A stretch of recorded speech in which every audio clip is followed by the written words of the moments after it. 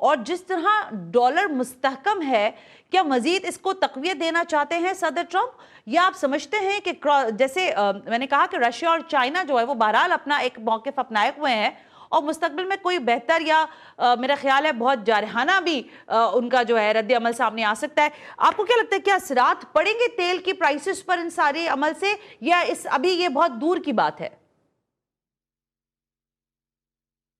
देखिए मिस सना, मैं कोई चीज़ प्रिडिक्ट नहीं कर सकता, लेकिन हिस्ट्री हमारे सामने है, उसको हमें ज़रूर पढ़ लेना चाहिए। प्लीज। जब इराक पर हमला किया जाना था, तो आप याद करें कि उस वक़्त अमेरिका ने कहा और उनके फ़ॉरेन मिनिस्टर कॉलिन पावेल साहब ने कहा कि 40 मिनट्स दूर मिसाइल का डिस्टेंस है, जब इराक से अगर कोई weapons of mass destruction into America launch किए जाएँगे, 40 मिनट में अमेरिका पहुँच जाएँगे। यस। ये उन्होंने क्रिएट किया। फिर उन्होंने कहा कि ये weapons of mass destruction America के नहीं, ये तो पूरी दुनिया के लिए खतरनाक हैं। फिर वो वेपन्स ऑफ मास डिस्ट्रक्शन के लिए हमला कर दिया गया और फिर रेस्ट इज़ हिस्ट्री। और उस पे नहीं मैं कुछ कहना चाहता। आया आज इराक के लोगों से पूछे, मैं बिल्कुल नहीं कह रहा कि सद्दाम हुसैन या कर्नल कज़ाफ़ी या सीरिया के हाफ़िज़ अल असद ये बहुत आइडियल लीडर थे। I know. लेकिन ये देखना पड़ेगा कि जब इनका गाब बहाना करके जब हमला किया गया इन मुल्कों पर, तो इराक पर हमला करने के बाद आया एक आम इराकी बहुत सेलिब्रेट करता है आज जो भी उनकी पॉलिटिकल इंस्टेबिलिटी या जो भी है। लीबिया चले जाएँ, कर्नल कज़ाफ़ी को आप बेहतरीन लीडर बेशक ना मानें, लेकिन आपने उधर किया और कहा जी ये तो बड़ी स्ट्रेटेजिक ग्लोबल इंटरेस्ट में है। क्या ग्लोब ने अपनी इंटरेस्ट पाई लीबिया के कैप्चर होने के बाद या हटा देने जाने के बाद कज़ाफ़ी साहब की? फिर सीरिया में उन्होंने कहा कि असल तो ये फितना है, तो इसको हटाएँगे तो दुनिया सेट हो जाएगी। उसको भी हटा के देख लिया, अब क्या बना?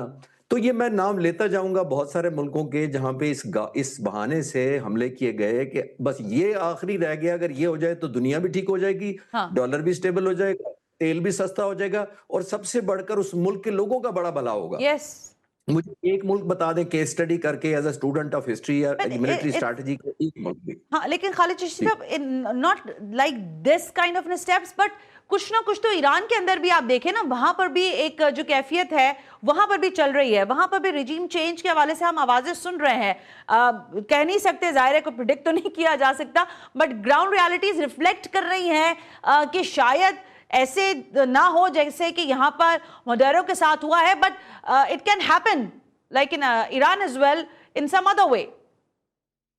देखिए वो भी ऑलमोस्ट तेल के जो रिजर्वायर्स या रिजर्व्स हैं उसके भी 303 के मुकाबले में ऑलमोस्ट 209 बिलियन बैरल्स हैं, उसके भी एक बहुत बड़ी इंटरेस्ट वो है। हाँ। ईरान के ऊपर कब का इस तरह का फॉर्मूला लगाया जा चुका होता अगर ईरानी कौम इतनी नेशनलिस्ट ना होती, यस। क्योंकि उन्होंने हाँ। आयतुल्लाह खुमैनी के बाद जिस तरह अपना मुल्क चलाया वो एक अलग डिबेट उस पर हो सकती है, लेकिन वो नेशनलिज्म था बुनियादी तौर पर उस कौम का जिसकी वजह से वो स्टैंड कर लिया उन्होंने।